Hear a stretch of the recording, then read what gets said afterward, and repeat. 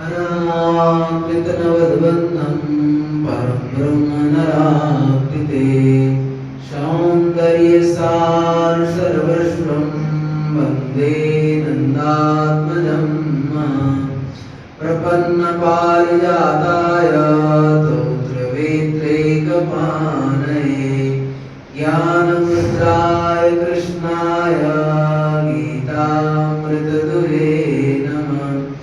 वसुदेवसुतं देवं कंसचाणूरमर्दनं देवकी परमानन्दं कृष्णं वन्दे जगद्गुरुम्। वंशी विभूषितकरान्नवनीयदावान् हे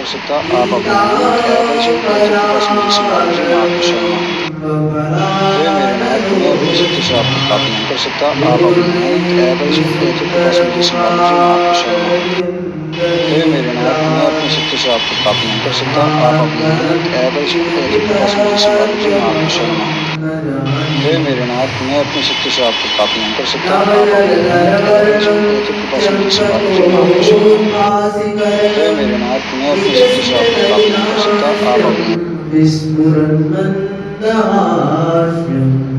कनकरुचितकूलं चारुकरावचूलं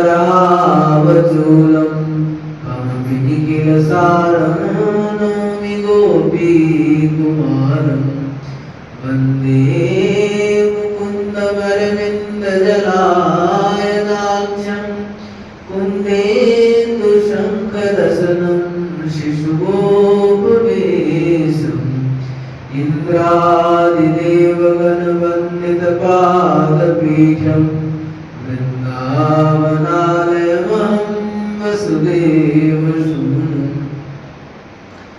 ध्येयं सदा परिभवाग्नमभीष्टदोहं तीर्थास्पदं शिवविरिञ्चिनुतं शरण्यं वृत्याद्यं प्रणतपालभवाब्धिभूतं वन्दे महापुरुषते चरणारविन्दं प्रह्लादनारदपराशरपुण्डरीका व्यासाम्बरीशशुकशौनकविस्मदाभ्यान् रुक्माङ्गदार्जुनवसिष्ठविभीषणादि एतानहं परमभागवतान् नमामि।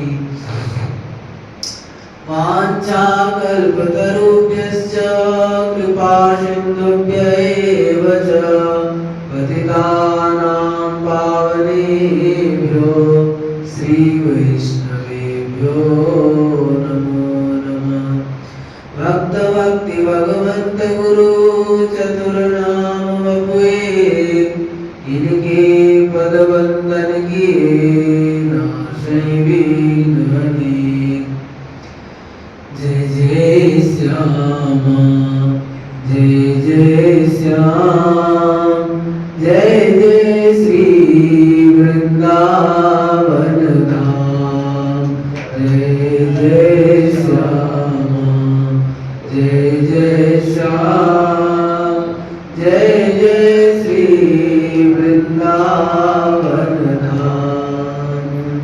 पावन राधे तेरो नाम पावन श्री वृंदावन धाम।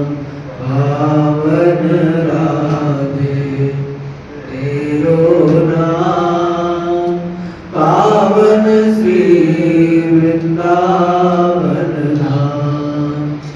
जय वर्षानो जय नंदराम रावल गोकुल अति अभिराम।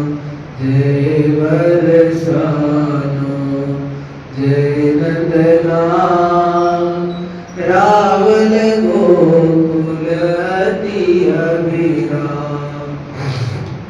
जय गोवर्धन जय ब्रजधाम श्री यमुना जी ललित लला जय गोवर्धन जय ब्रजराम श्री यमुना जी ललित ललाम यह जोरी अभी चल अभिराम हृदय विराजो आठो याम यह जोरी अभी चल अभिराम हृदय विराजो आठो याम मेरी श्यामा मेरो श्याम मेरो श्री वृंदावन धाम मेरी श्यामा मेरो श्याम मेरो श्री वृंदावन धाम प्यारी श्यामा प्यारो श्याम प्यारो श्री वृंदावन धाम प्यारी श्यामा प्यारो श्याम प्यारो श्री वृंदावन धाम जय जय श्यामा जय जय श्याम जय जय श्री वृंदावन धाम जय जय श्यामा जय जय श्याम जय जय श्री वृंदावन धाम जय जय श्री वृंदावन धाम जय जय श्री वृंदावन धाम श्री वृंदावन बिहारी लाल की जय श्री राधा रानी की जय श्री यमुने रसरानी की जय श्री ललित लाडली गोपाल लाल की जय अनंत कोटि सर्वशक्त महात्माओं की जय जय जय श्री राधे श्याम भक्तवांछा कल्पतरु भक्तवत्सल शरणागत वत्सल अहेतु करुणा वरणालय हमारे ललित लाडली गोपाल लाल जी के अहेतु कृपा करना से हम लोग भक्तमाल की चर्चा कर रहे हैं। पूर्व प्रसंग में हम लोग भक्तमाल के रचयिता श्री नाभाजी का चरित्र सुने, उसके बाद भक्त लोग रत्नावती जी का चरित्र सुने और कल हम लोग करमयती बाई जी का भक्तिमती करमयती बाई जी का चरित्र सुने। आज इसी क्रम में श्री वल्लभाचार्य महाप्रभु का चरित्र है। तो नाभा गोस्वामी ने वल्लभाचार्य महाप्रभु के चरित्र के वर्णन में कोई स्वतंत्र छप्पय में उनका वर्णन नहीं किया। केवल नाम कई वक्तों का ऐसा है जो स्वतंत्र छप्पय पूरा लिखे हैं और किन्हीं का केवल नाम मात्र ले लिए हैं। ऐसे वल्लभाचार्य महाप्रभु का स्वतंत्र छप्पय नहीं है। प्रियादास जी ने उनका फिर से वर्णन किया कवित्व छंदों में। तो कह रहे ये में स्वरूप सेवा करी अनुराग भरे धरे अब जीवनी की जीवनी को दीजिए सोईले प्रकाश घर घर में विलास कियो अति उल्लास फल नैननी को लीजिए चातुर्यावधि ने को आतुरी न होती क्यों जम दिस नाना राग भोग सुख कीजिए वल्लभ जो नाम लियो पृथु अविराम रीति गोकुल में धाम जानी सुनी मन लीजिए। करे जो भगवान श्री कृष्ण के स्वरूप में श्रीमद् वल्लभाचार्य महाप्रभु जी के हृदय में भगवान श्री कृष्ण का स्वरूप विराजमान हो गया था। तो वल्लभ कुल में देखेंगे आप बड़े लाड चाव से ठाकुर जी का सेवा होता है। ठाकुर जी का सेवा का पद्धति को प्रकट करने के लिए ही वल्लभाचार्य महाप्रभु का आविर्भाव हुआ। तो वहाँ पे देखेंगे प्रत्यक्ष आत्मवत, जैसे अपने शरीर का ध्यान रखते हैं, ऐसी ठाकुर जी अब मंदिर में बैठा दिए और जाके कहीं भोग लगा दिए, आरती घुमा दिए और बस ठाकुर जी बैठे हैं। ऐसे भी ठाकुर जैसे हम अपने शरीर का ध्यान रखते हैं, उसको भी भूख प्यास लगता है, ऐसे ही ठाकुर जी को भी भूख प्यास लगता है। ठाकुर जी तो भाव के भूखे हैं, आप जैसा मानेंगे उसको उसी प्रकार ठाकुर जी व्यवहार करने लगते हैं। उसी में वर्णन आता है, एक दृष्टांत आता है, जो एक बड़े भक्त सेठ जी थे और उनके ठाकुर जी की सेवा के लिए एक ब्राह्मण देवता को नियुक्त कर रखे थे और उनको खुली छूट दे रखे थे, तो आप जो भी धन लगे आप खुले हाथ से सेवा करें, ठाकुर जी की सेवा लाड चाव से बढ़िया से करें। तो एक बार गर्मी के समय था और वो बाजार निकले ठाकुर जी की सेवा के लिए, कुछ लाने के लिए फल-फूल। तो वहाँ पे उनको बड़ा सुंदर एक खरबूजा मिला। अब खरबूजा 2-4 रुपये का होता है उस समय। तो ये वो खरबूजा को ठाकुर जी के लेने के लिए उससे तय कर लिए, कई भाई 1 रुपये का खरबूजा है तो यहाँ दे दो। अब उसी समय जो है एक और आदमी आ गया, यमन का आदमी, और उन्होंने कहा कि भाई ये खरबूजा हमको दे दो। अब दोनों में भाव और भाव बढ़ने लगा। वो कह रहे 1 रुपये का, तो वो कह रहे हम 2 रुपया देंगे, हमको दे दो। ऐसे बढ़ते बढ़ते उसका 1 रुपये का चीज का दाम 100 रुपये तक चला गया। वो पंडित जी जो थे ब्राह्मण देवता, उनके मन में आया कि ये तो साधारण नवाब का सेवक है, तब इनके मन में इतना अभिमान है जो हम पैसा इतना बढ़ा दिए, तो हम तो त्रिभुवनपति जगतपति ठाकुर जी के सेवक हैं, तो हम कैसे कम रहे। वो जो है 100 रुपये दे करके वो खरबूजा खरीद लिए और खरीद करके फिर गए और रसोई में रखे। जब उत्थापन का समय होगा ठाकुर जी को अपने करके भोग लगाएंगे। और इधर गए स्नान ध्यान करने, स्नान ध्यान करके जब आए तो वहां से खरबूजा गायब है। अरे अब इनके मन में बड़ा दुख हुआ, अरे राम राम राम, इतना 100 रुपया दे करके खरबूजा खरीद के लाए और वो भी गायब हो गया। अब क्या करें, अब सेठ जी को भी हम कहेंगे तो क्या करेंगे, 100 रुपये का खरीद के लाए और गायब है। अब बड़े मन में दुख हो रहा था और वहां को जो स्नान करके ठाकुर जी का पट खोले, और पट खोले तो ठाकुर जी उस खरबूजा को लेके गोद में बैठे। और ठाकुर जी देखे जो इतने भाव से ये लेकर के आया, तो ठाकुर जी को अब धैर्य नहीं, रुका नहीं गया जो भाई ये आएगा और फिर अमनिया करेगा तब जाके, वो ठाकुर जी खुद लेकर के उसको बैठे। इतना ठाकुर जी भाव को कैसे ग्रहण करके लेते। फिर बहुत ब्राह्मण देवता देख करके बड़े खुश हो, ठाकुर जी इतना प्यार करके उसको फिर उसको लेके अमनिया करके भोग लगाए। फिर सेठ जी जब आए तो सेठ जी को भी प्रसाद दिए, और प्रसाद पाने से वो सेठ जी को जो है बड़ा विलक्षण स्वाद लगा। और भी तो खरबूजा खाते थे लेकिन इसका तो जो है स्वाद ही विलक्षण है। अब जिस खरबूजे को ठाकुर जी गोद में ले रखे तो उसका तो क्या कहना। तो कहने का तात्पर्य ठाकुर जी के लिए देखिए, अस अभिमान जाए नहीं भोरे, मैं सेवक रघुपति पति बोले।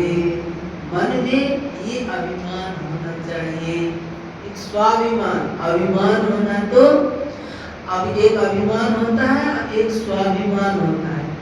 अभिमान तो सांसारिक लौकिक चीज को लेके होता है, धन संपत्ति व्यक्ति वस्तु, इसको लेकर के अभिमान होता है। और ये अभिमान जो होता है ये बंधन कारक होता है। अभिमान जो होता है बंधन कारक होता है। कैसे कहते संस्कृति मूल सूल प्रदनाना सकल शोकदायक अभिमाना।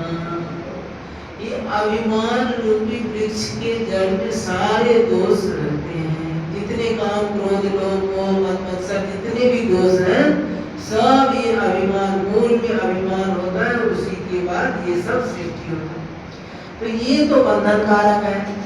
लेकिन स्वाभिमान होना चाहिए। स्वाभिमान होता है भगवान को लेकर के। जैसे हनुमान जी कहते हैं ना, मैं सेवक रघुपति पति मोरे। तो अपने में स्वाभिमान, यहाँ पे जैसे ये चरित्र दिखा करके क्या कहा गया, इनके मन में है जो अरे हम तो ठाकुर जी का सेवक है, हमारी बराबरी ये मुगल का सेवक कैसे कर सकता है। तो ऐसे लाड़ चाव से ठाकुर जी का सेवा होता था वहां पे। और एक दृष्टांत आता है, बात यहाँ मथुरा की ही है। मथुरा की बात है, कह रहे हैं जो एक श्री वल्लभ कुली वैष्णव ठाकुर जी का सेवा करके ठाकुर जी के लिए पुष्प लाने के लिए गए और बाजार में एक बड़ा सुंदर गुलाब का टोकरी भरा हुआ पुष्प मिला। अब वहां पे उसको जो है उन्होंने खरीद लिया। अब खरीदते ही उसी समय नवाब का सेवक आ गया और उसने कहा कि भाई ये गुलाब का फूल हमें चाहिए। तो उसमें भी ऐसे ही मोल भाव बढ़ने लगा। अब 10, 20, 50 रुपए का जो फूल था, 100 रुपए का फूल था, वो बढ़ते बढ़ते 100, 200 होते होते 1000 रुपए तक चला गया। अब 1000 रुपये का वो फूल का टोकरी ये जो वल्लभ कुली वैष्णव थे वो खरीद लिए। और जब 1000 रुपया ये दाम कर दिए तो वो जो नवाब का सेवक था वो तो सोचे कि भाई हमारे तो जो है 25 रुपये का मासिक हमारा वेतन है, अब 1000 रुपया कहाँ से दे। वो जो है चुप हो गया। और ये वल्लभ कुली वैष्णव जो थे वो फूल को खरीद करके और उसका माला बना करके ठाकुर जी को धारण कराए।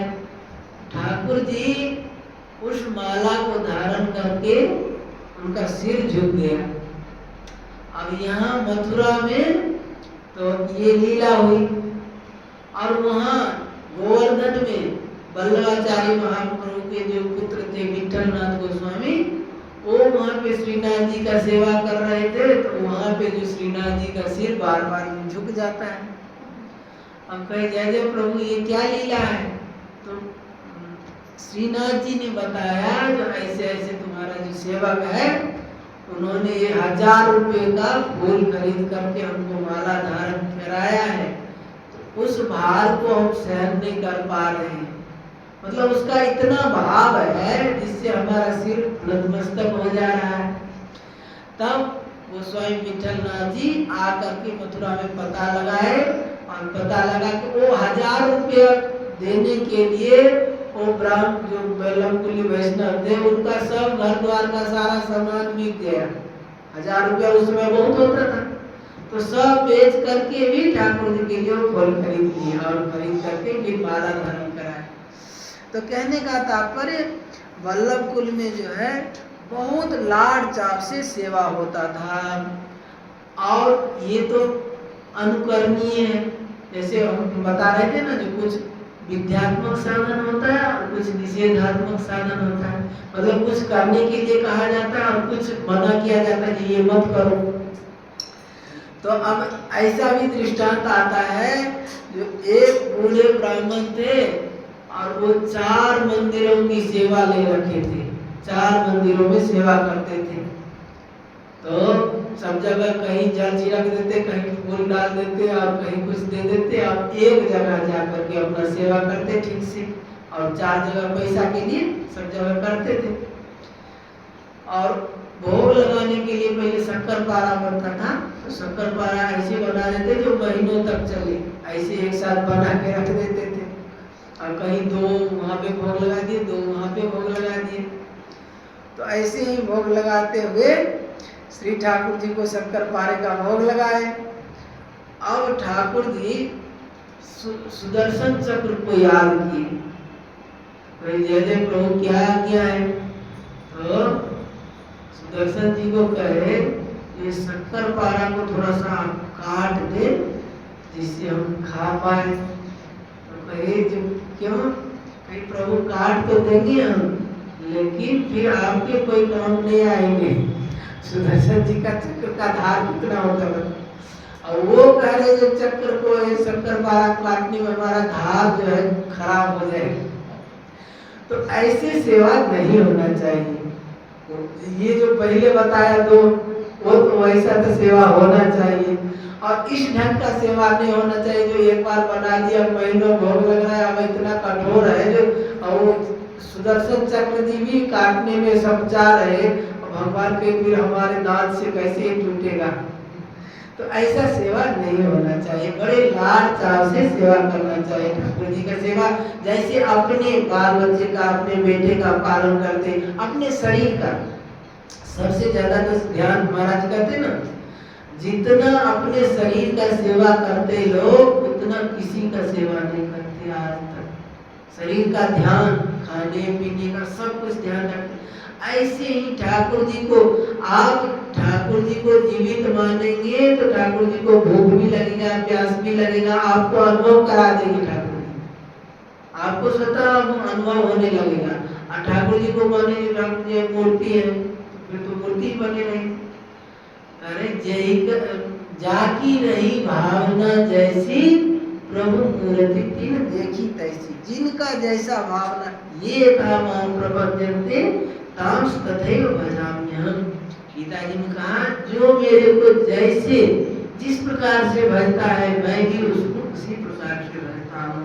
तो आप ठाकुर जी को जैसा मानेंगे तो ठाकुर जी भी वैसा ही लीला करने लग जाएंगे। अब करें, एक बार की बात है, एक सीधे साधे संत थे और वो गोकुल में दर्शन करने के लिए आए। तो वहाँ पे जो है विठलनाथ जी, बल्लवाचार्य जी को वहाँ ठाकुर जी का सेवा पूजा और गौशाला और सबका दर्शन करके बड़े प्रसन्न हुए, उनका मन बड़ा प्रसन्न हुआ। तो वो सोचे विठल बल्लवाचार्य महाप्रभु का भी दर्शन कर लेते हैं। तो वो अपने ठाकुर जी का जो बटुआ था उसको एक पेड़ पे लटका दिए और जाके बल्लवाचार्य महाप्रभु का दर्शन करने गए। अब क्या हुआ, दर्शन करके बड़ा सुख मिला उनको, और दर्शन करके जब वापस आए तो पेड़ पे जो अपना बटुआ लटकाए थे ठाकुर जी का वो गायब है। अब बड़े दुखी हुए जो हमारे ठाकुर जी कहाँ चले गए। तो फिर से बल्लवाचार्य जी महाप्रभु के पास गए। तो उन्होंने कहा जाकर के देखो वहीं पे लटका हुआ है। तो जाके देखे तो उनका एक बटुआ था, वहाँ पेड़ पे सैकड़ों बटुआ लटका हुआ है। अब जो है वो चक्कर में पड़ गई, भाई कैसे पहचाने अपना ठाकुर जी को। तो बल्लवाचार्य महाप्रभु कहे ऐसे ठाकुर जी को कहीं लटका देना, और शिक्षा देने के लिए ठाकुर जी को कहीं लटका दिए और अपने चले आए। ऐसे ठाकुर जी की सेवा नहीं होता है, उसको ठाकुर जी का ध्यान से रखना चाहिए। इसी कारण से ये शिक्षा दी। अब इस बात को जब शिक्षा दिए तो संत समझ के फिर जो है ठाकुर जी को संभाल के रखने लगे और लाड चाव से प्यार से सेवा करने लगे। अब महाप्रभु बल्लवाचार्य महाप्रभु का चरित्र आता है। जो बल्लवाचार्य महाप्रभु के पूर्वज दक्षिण भारत में कांकरवाड़ नामक ग्राम में निवास करते थे और वे जाति से तैलंग ब्राह्मण थे। उनके 7 पीढ़ी पहले जो उनके पूर्वज हुए, वंशज हुए, वो सोम याग करने के लिए 100 सोम यज्ञ करने का संकल्प किए, लेकिन वो जो है करते करते उम्र भर में 100 यज्ञ नहीं कर पाए। तो उनके पीढ़ी चलने लगा, जितने उनके आगे वंशज हुए सब उस सोम यज्ञ करते करते करते करते लास्ट में जब ये बल्लवाचार्य महाप्रभु का पिता का नाम था लक्ष्मण भट्ट। तो लक्ष्मण भट्ट जब हुए तब वो 100वां यज्ञ पूरा हुआ। उसके बाद उसी समय जो ये बल्लवाचार्य महाप्रभु और लक्ष्मण भट्ट, ये बल्लवाचार्य जी की माता का नाम था इलम्मा गारू। इलम्मा गारू देवी थे। उनके जब गर्भ में थे उसी समय 100वां सोम यज्ञ पूरा हुआ। तो पूरा होने पर ये लोग सोचे तो चलते हैं काशी में चल करके और ब्राह्मणों का भोजन कराए। तो वहां से दक्षिण भारत से ये उत्तर भारत में काशी आने लगे। आते समय जब काशी के पास पहुंचे तो इनको सूचना मिला जो काशी में यवनों का आतंक है, यवन लोग आक्रमण किए हैं। तो ये डर गए, ये सोचे भाई अब कैसे जाए वहां। तो वहीं से ये वापस हो गए। वापस होने लगे तो वापस होते समय चंपारण्य नामक जगह आता है।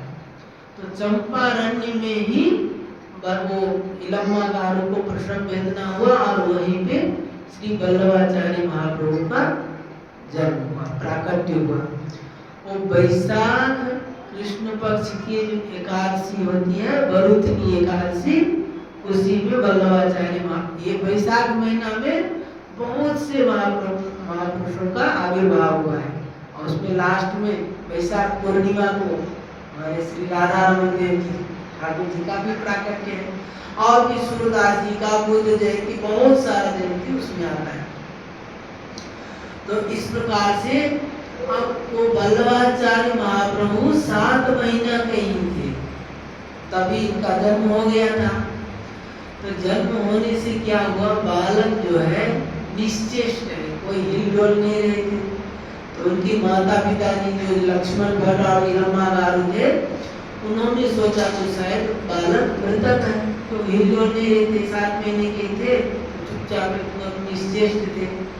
तो उन्होंने सोचा जो मृतक बालक है तो उसको लेके क्या करें। एक वो समी वृक्ष का पेड़ था, उसी के नीचे उसका पत्ता बिछा करके और बालक को उसमें लिटा दिए और अब जो है वापस चले गए। कुछ दूर गए तो फिर सूचना मिला जो वो ये काशी में जो यवनों का आतंक था वो शांत हो गया, और आराम से आप जा सकते हैं और ब्राह्मण भोजन कर सकते हैं। तो फिर वो जो है वापस आए। वापस आते समय फिर वही चंपारण्य में जहाँ बालक का जन्म हुआ था उसी रास्ता से आए। उसी रास्ता से आते आते देख रहे जो बालक जो है अंगूठा लेकर के चूस रहा है और उनकी चारों तरफ अग्नि लगा हुआ है, आग लगा हुआ है। क्यों? वो अग्नि के अवतार थे, वल्लभाचार्य महाप्रभु वैश्वानर के अवतार थे, इसीलिए अग्नि जो है उनका सुरक्षा कर रहे थे। बीच में बालक जो अंगूठा लेके चूस रहे। अब देख करके तो बड़ा आश्चर्य हुआ, अरे ये तो बालक जीवित है।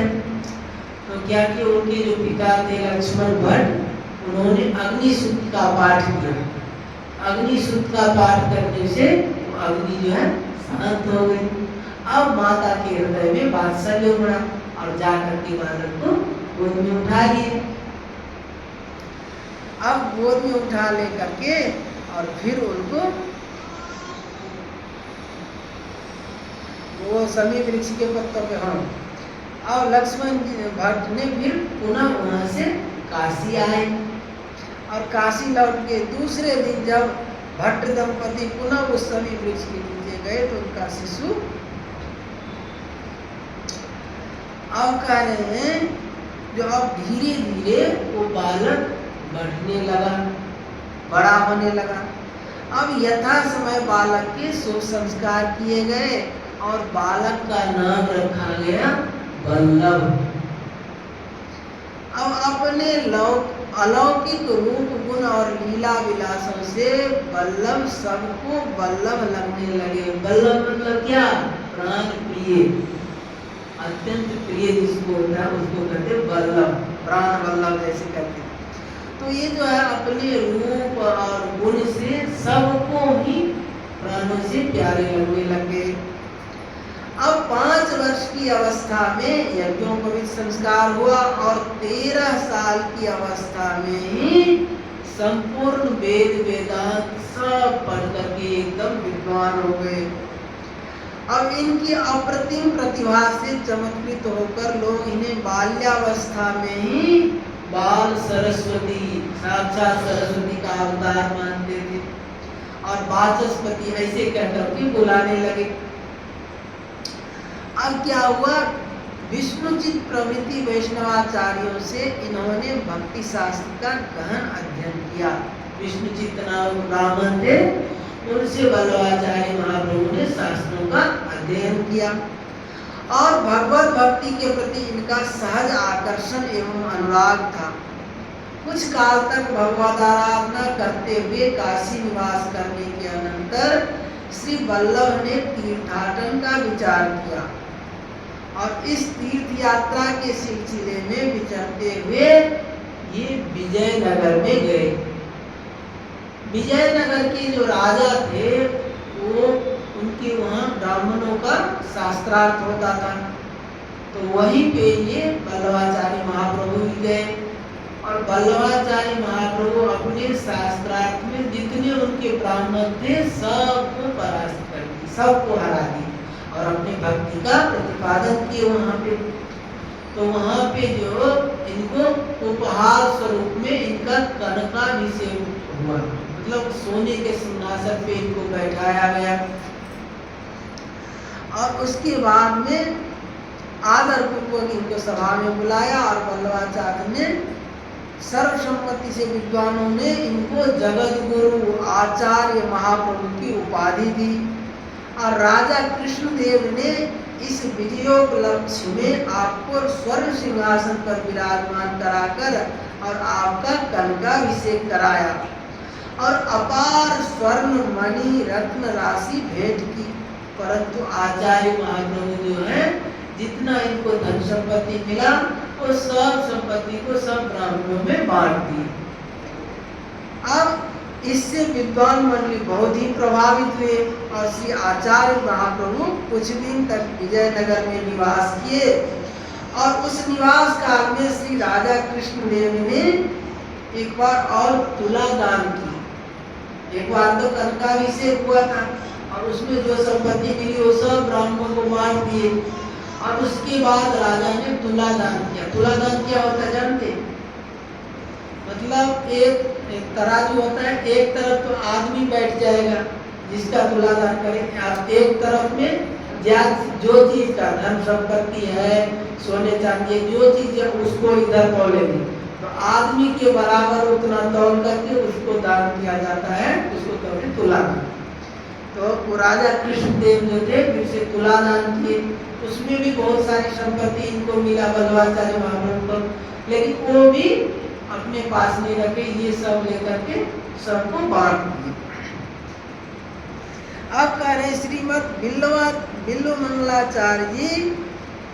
अब बिल्व मंगलाचार्य जी से आप सोचेंगे एक बिल्व मंगल जी हुए हैं, वो बिल्व मंगल जी अलग है और ये बिल्व मंगलाचार्य जी जो है ये इनके वल्लभाचार्य महाप्रभु के गुरु जी। तो उनसे प्रकट होकर और श्रीमद वल्लभाचार्य जी को अष्टादशाक्षर गोपाल मंत्र की दीक्षा दी। अब कह रहे बिल्व मंगलाचार्य जी से शिक्षित और दीक्षित होकर श्री वल्लभाचार्य विजयनगर से चले और प्रयाग होते हुए काशी पहुंचे। मतलब एक बार इन्होंने भारतवर्ष की कई बार परिक्रमा की, बहुत बार वल्लभाचार्य महाप्रभु, और इनकी 84 बैठक है पूरे भारतवर्ष में, 84 बैठक है।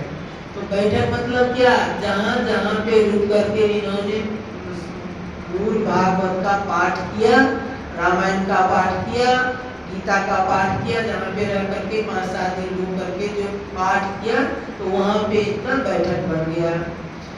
तो एक बार ये विजयनगर होते हुए वापस फिर काशी आ गए। अब ये कुछ काल के बाद काशी रह करके आपने भाष्य ग्रंथों का अनुशीलन किया और फिर उत्तराखंड की यात्रा की। उत्तराखंड की यात्रा करने में बद्रिकाश्रम में आपको श्री उद्धव जी और भगवान वेदव्यास जी का दर्शन हुआ। उद्धव जी का और भगवान वेदव्यास जी का इनको दर्शन हुआ और उन्होंने जो ये भक्ति का प्रचार कर रहे थे उनका अनुमोदन किया उन्होंने। और फिर वो पुनः वहां से उत्तराखंड से पुनः काशी वापस आ गए। वर्णन आया है कि एक बार श्री पंढरीनाथ जी का दर्शन करने के लिए वल्लभाचार्य महाप्रभु गए तो भगवान के सुंदर रूप को देख करके इनके मन में आया जो इनके समान हमको पुत्र हो।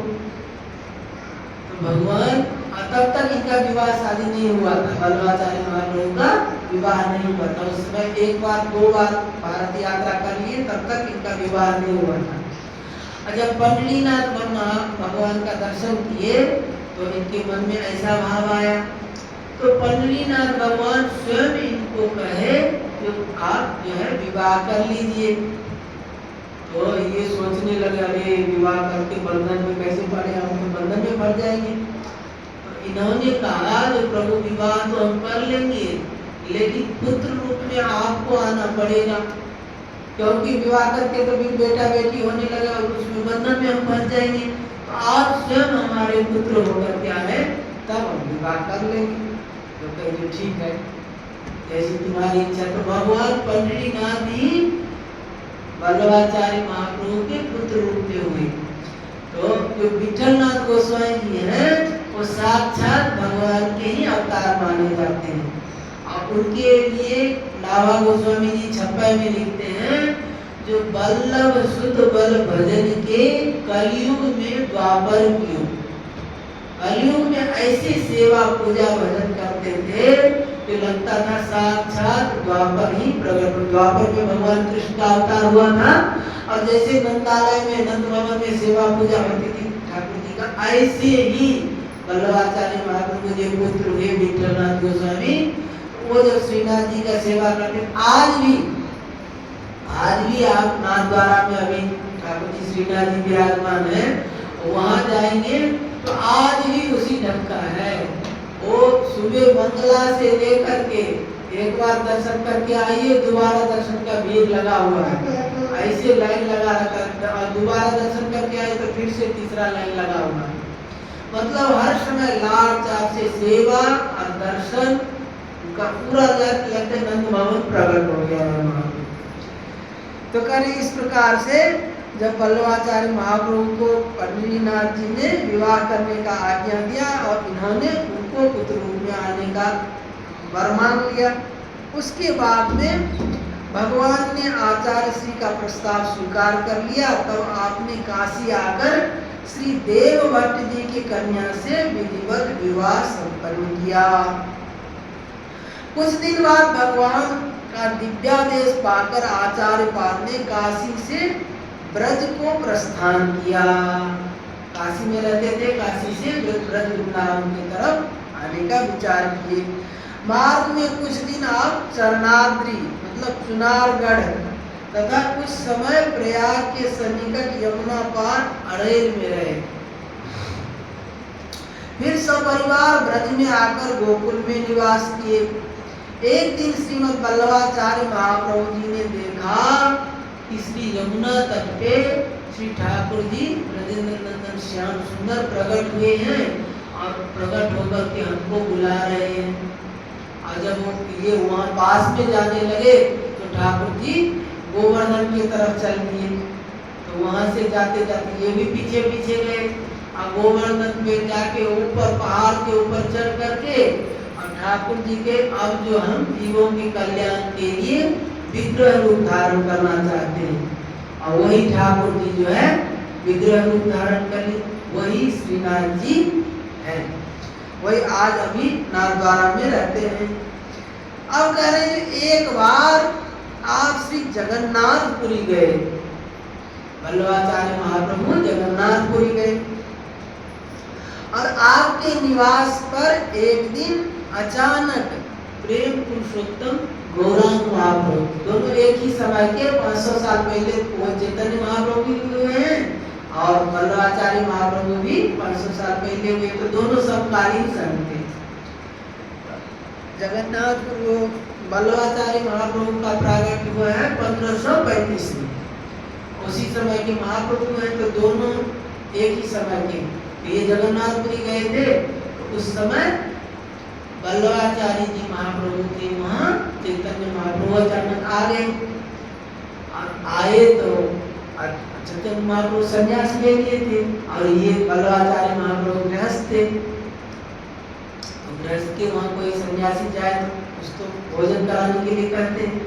तो उस समय ऐसे समय में गए थे जिस समय में ठाकुर जी का शयन हो गया था और प्रसाद सब बन करके कुछ नहीं था। अब क्या करें, तो वो जो धर्मपत्नी थी वो असमंजस में पड़ गई कि कोई प्रसाद देने के लिए, प्रसाद होगा तब तो देंगे, प्रसाद कुछ है ही नहीं, अमनिया है जो प्रसाद लगा तो सब लोग पा करके पूरा हो गया। अब क्या करें, वो असमंजस को जान करके वल्लभाचार्य महाप्रभु कहते हैं अरे इनके लिए तो अमनिया ही ले आओ, क्यों, ये साक्षात जगन्नाथ जी ही है। चैतन्य महाप्रभु को कह ये तो साक्षात जगन्नाथ जी हैं, तो फिर अमनिया ही ले आए। तो कहने का तात्पर्य कह रहे हैं जो भगवत चर्चा कर रहे थे प्रसंगवश श्रीमद् वल्लभाचार्य महाप्रभु, आपने इसी व्यास से श्री चैतन्य तत्व का निरूपण किया जो अमनिया लाने के लिए कहे और अमनिया अर्पित किए। तो इसी से क्या हुआ, चैतन्य महाप्रभु को साक्षात भगवान के स्वरूप समझे, तो चैतन्य तत्व का वर्णन किए। अब कह रहे हैं जो प्रसंगवश श्रीमद् वल्लभाचार्य महाप्रभु आचार्य और गुरु तो थे ही, वस्तु तस्तु ये साक्षात देवकी नंदन श्री कृष्ण। देखिए एक एक महापुरुष एक एक को कैसे आदर करते हैं। वल्लभाचार्य महाप्रभु चैतन्य महाप्रभु कहने जो ये साक्षात जगन्नाथ जी हैं, और चैतन्य महाप्रभु वल्लभाचार्य महाप्रभु कह रहे हैं कि ये तो साक्षात देवकी नंदन है, मतलब श्याम सुंदर ही है।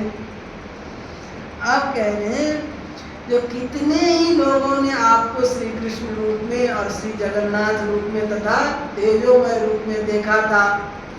अब एक सज्जन श्री शालिग्राम जी और श्री विग्रह दोनों स्वरूपों की सेवा करते थे, परंतु ये शालिग्राम जी को श्रेष्ठ एवं श्री विग्रह को कनिष्ठ समझते थे। मतलब ठाकुर जी का श्री विग्रह भी था और शालिग्राम जी भी थे, तो वो जो संत थे वो शालिग्राम जी को विशेष मानते थे और श्री विग्रह को छोटे मानते थे। तो वल्लभाचार्य महाप्रभु ने ऐसा नहीं करना चाहिए। अब उनको आचार्य महाप्रभु को जब ये बात पता लगा तो आपने उन्हें बहुत समझाया कि इस प्रकार भेदभाव ठीक नहीं है।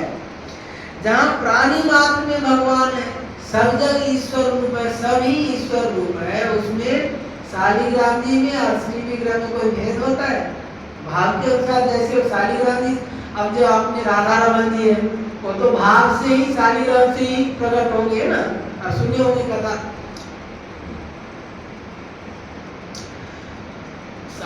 राधा रमन जी के गोस्वामी गोपाल भट्ट जी थे, तो वो पहले ठाकुर जी शालिग्राम जी का ही सेवा करते थे। तो लोग भक्त लोग आते थे तो जिनके ठाकुर जी थे श्री विग्रह वाले, तो उनके लिए वस्त्र लाते और उनको वस्त्र पहनाते, और तो वो देख देख करके इनके मन में आता तो हमारे भी श्री विग्रह वाले ठाकुर जी रहते तो हम भी स्नान कराते, वस्त्र धारण कराते और उत्सव करते। इनके तो शालिग्राम जी, आप शालिग्राम जी को क्या कहते हैं, तो उनको कपड़ा, इनके मन में ऐसा भाव आता, तो इनके भाव का प्रबलता एक दिन ऐसा ज्यादा हुआ तो ठाकुर जी शालिग्राम जी ही श्री विग्रह का रूप धारण कर लिए, वही श्री राधा रमन जी है। अभी भी वो राधा रमन जी के वो पीठ में वो शालिग्राम जी चिपके हुए हैं, अभी भी है। तो इस प्रकार से वो वल्लभाचार्य महाप्रभु ने उन संत को कहा ऐसे भेदभाव नहीं करना चाहिए, लेकिन उनको समझ में नहीं आया।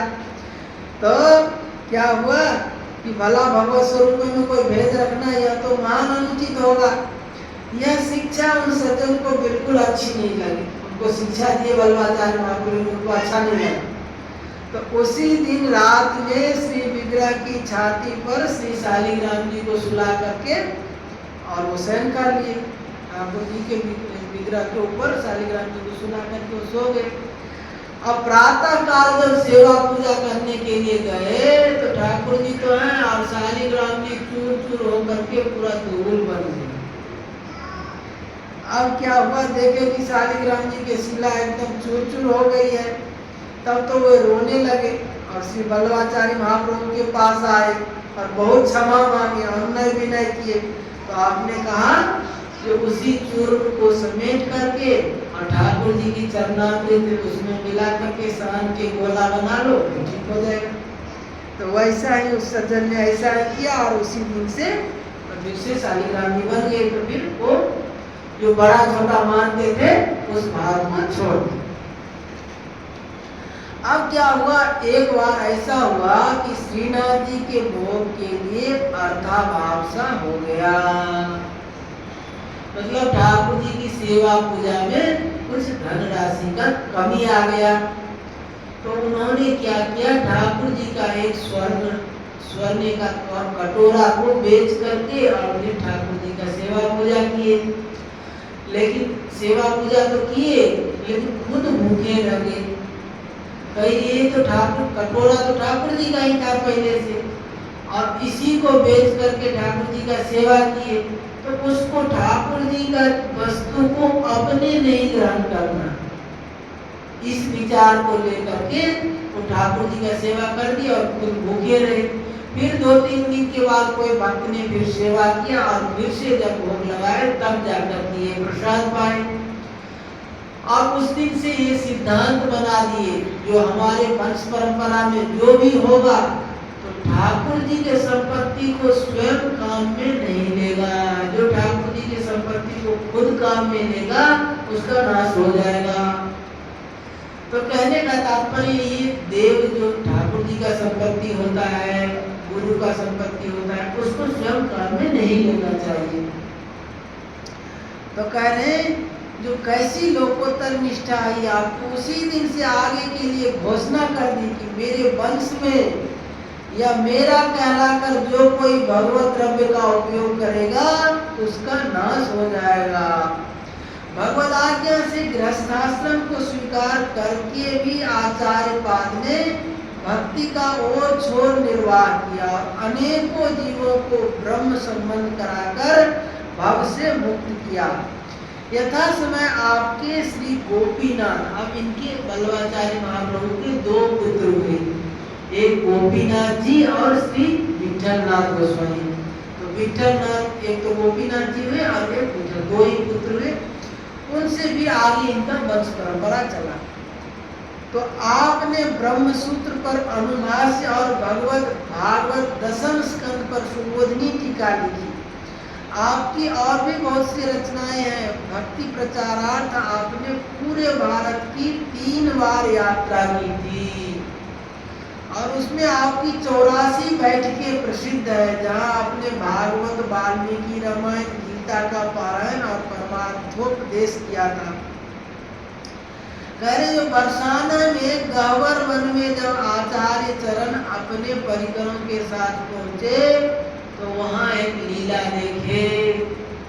गहवर वन बरसाना में आचार्य महाप्रभु जब गए थे एक लीला देखे। क्या देखे कि एक अजगर, बड़ा सा अजगर पड़ा हुआ है और उसमें लाखों चींटियां उसको खा रहे हैं। और उनके शिष्य लोग पूछे महाराज ये क्या लीला है?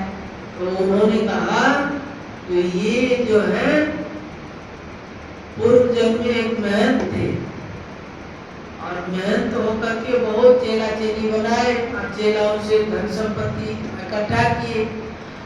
और उसमें आता है ना जो हरई शिष्य धन शोक न हरई सो गुरु घोर नरक न परई। महाराज जी, हमारे स्वामी जी महाराज इसलिए शिष्य नहीं बनाते थे। क्यों? महाराज जी कहते थे जो गुरु का काम जो है वो हम कर देंगे लेकिन गुरु नहीं कर देंगे। गुरु का काम क्या है? गुरु का काम है गुरु, गुरु 2 अक्षर है ना, उस शब्द का ही अर्थ है गु मतलब अंधकार और रु मतलब प्रकाश। अंधकार को जो मिटा करके प्रकाश की ओर ले जाए उसी का नाम गुरु है। जो संसार के मोह में फंसा हुआ, संसार के बंधन में फंसे हुए जीव को उद्धार करके भगवान के साथ जोड़ दे उसी का नाम गुरु है। गुरु भी होते थे क्या करते? भगवान के साथ संबंध जोड़ देते, यही तो गुरु का काम है। लेकिन गुरु तो बन गए और शिष्य से धन ले रहे हैं लेकिन गुरु का कल्याण करने का सामर्थ्य नहीं है, उसको भगवान में 9 लाख में क्या अपने में ही लगा लेते हैं। तो ऐसे गुरु की निंदा है। स्वामी जी महाराज कहते थे, स्वामी जी महाराज इसको भी बताते जो गुरु का काम हम करते हैं क्या, भगवान के साथ संबंध जोड़ देते। भगवान कहते जो आप सब भगवान के हैं। महाराज बताते थे ना 5 बार पंचामृत बताते क्या, हम भगवान के हैं, भगवान के दरबार में रहते हैं, भगवान का काम करते हैं और भगवान का प्रसाद पाते हैं और भगवान के प्रसाद से भगवान के जनों की सेवा करते हैं। तो इस प्रकार तो गुरु का काम होता है जो बंधन में पड़े हुए जीव को भगवान के सन्मुख कर देना।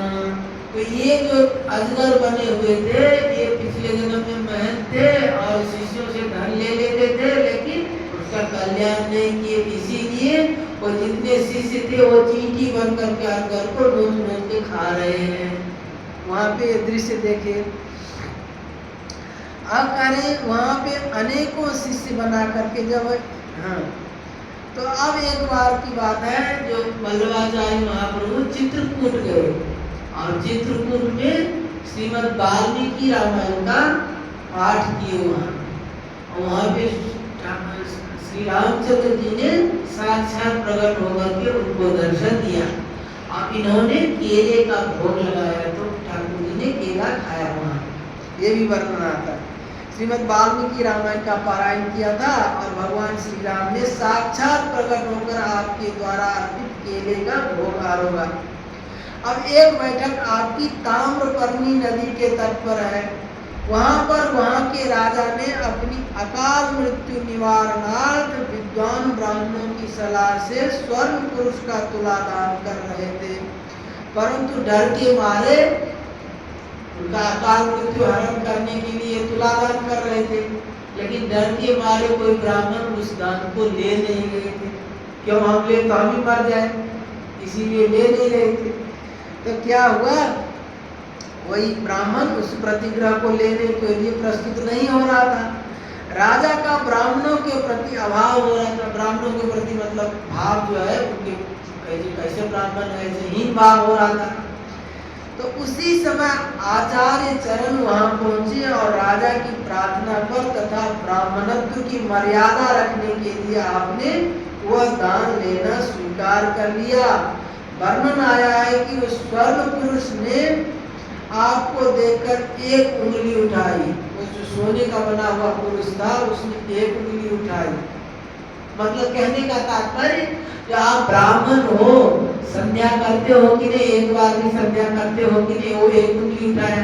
तो आचार्य महाप्रभु ने 3 उंगली दिखा दिया। तो मैं एक बार में त्रिकाल संध्या करता हूँ। तो उंगली उठाई तो आपने 3 उंगलियां उठाकर उनको जवाब दिया। स्वर्ण पुरुष चरणों में गिर पड़ा। वो जो सोने का बना पुरुष था वो चरणों में पड़ गया। कहा आपने उसके टुकड़े और वो जो सोने का जो दान किए थे ना उसको टुकड़ा टुकड़ा करके सब ब्राह्मणों में बांट दिए। तो भी जिनका दिया हुआ आचार्य चरण जब दिए तो सब ब्राह्मण लोग ले लिए। अब कह रहे जो उंगली उठाने का रहस्य पूछने पर आपने बताया कि उसने एक उंगली उठाकर पूछा कि ब्राह्मण बनते हो तो एक बार भी संध्या वंदन करते हो। तो मैंने 3 उठाकर जवाब दिया कि एक बार की क्या बात, मैं त्रिकाल संध्या वंदन करता हूँ। अब वो परास्त हो गया। अब वल्लभाचार्य महाप्रभु के बड़े बड़े शिष्य हुए। मामूली ने एक से श्री परमानंद दास जी, श्री सूरदास जी और श्री अधिकारी कृष्णदास जी और श्री कुम्भन दास जी आदि बड़े बड़े भागवत हुए। और उनके शिष्यों में एक शिष्य हुए अवधूत दास जी। अवधूत दास जी नामक एक शिष्य थे। वो अवधूत रहते, उनको खाने पीने का शुद्ध नहीं रहता, ठाकुर जी का सेवा पूजा कुछ नहीं, एकदम लीला चिंतन में ऐसे मस्त रहते। तो बोलो साक्षात भगवान ही के स्वरूप मानते थे वल्लभाचार्य महाप्रभु। तो उनके लिए छूट कराते थे। तो ये जब भी आ जाए, जैसे अभी प्रसंग आया ना तो प्रसाद भोग लग गया था, प्रसाद है नहीं तो अमनिया कैसे थे, ये वाला प्रसंग आया ना। तो ऐसे ही एक बार ये अवधूत दास जी जो है वो ठाकुर जी को भोग लग गया था और उसके बीच में पहले ही ठाकुर जी को भोग नहीं लगा था, उससे पहले ही आ गए कि हमको भोजन दो। तो वल्लभाचार्य महाप्रभु इनको छूट दे दिए थे। तो ये जब भी आ जाए इनको अमनिया भी दे देना, ये भगवत स्वरूप ही है। तो ऐसे ही उनको भोजन करा दिए पहले। अब श्रीनाथ जी को जब भोग लगाने के लिए गए तो श्रीनाथ जी भोजन ही नहीं कर रहे। तो बल्लवाचार्य महाप्रभु पूछे, जय जय भोजन क्यों नहीं कर रहे हैं? तो भोजन क्या दोबारा करेंगे, हम तो कर लिए भोजन। मतलब वही अवधूत दास जी के रूप में श्रीनाथ जी भोजन कर लिए थे। तो कह रहे अवधूत दास जी आकर ऐसे अनेकों जन आचार्य जी के समाश्रित होकर जीवन मुक्त हो गए और वे बहुत दिन तक ब्रज में गोकुल गोवर्धन में निवास करके आप पुनः प्रयाग में अड़ेल में जाकर रहने लगे। अब जीवन की अवधि अत्यंत अल्प जानकर आपने संन्यास लेने की इच्छा की। बल्लवाचार्य महाप्रभु संन्यास लेने की इच्छा की। करे इसमें शास्त्रानुसार आपने पत्नी से अनुमति मांगी।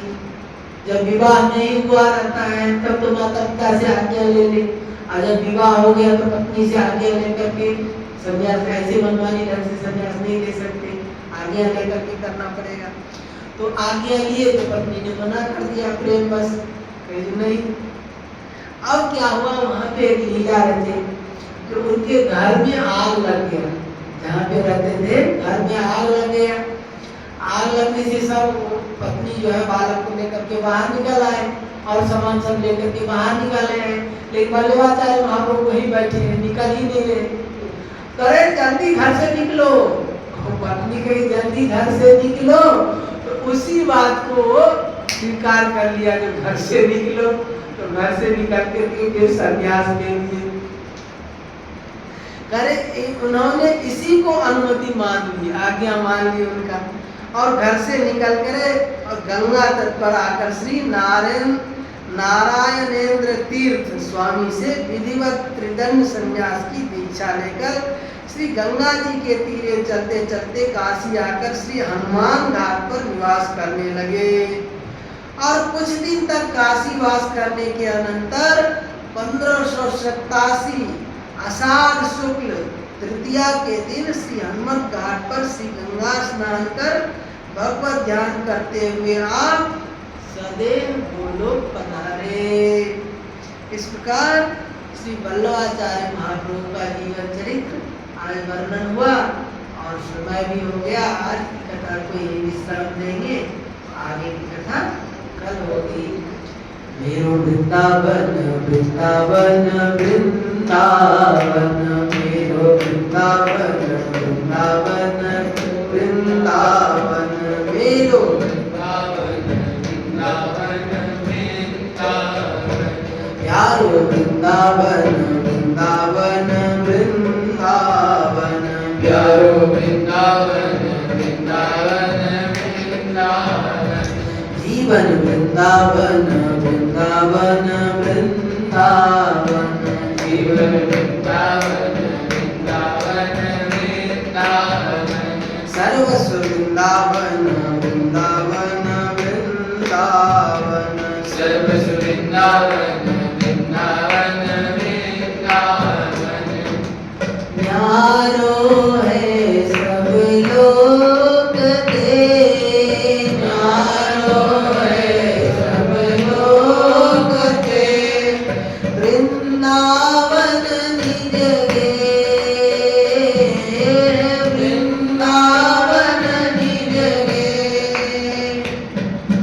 खेलत लाली लाल जहाँ, खेलत लाली लाल जहाँ, बीजे सरस सने, बीजे सरस सने, मेरो वृंदावन वृंदावन वृंदावन, मेरो वृंदावन वृंदावन वृंदावन, प्यारो वृंदावन वृंदावन वृंदावन, प्यारो वृंदावन वृंदावन वृंदावन, महिमा वृंदा विपिन की, महिमा वृंदा विपिन की, कैसे के कही जाए,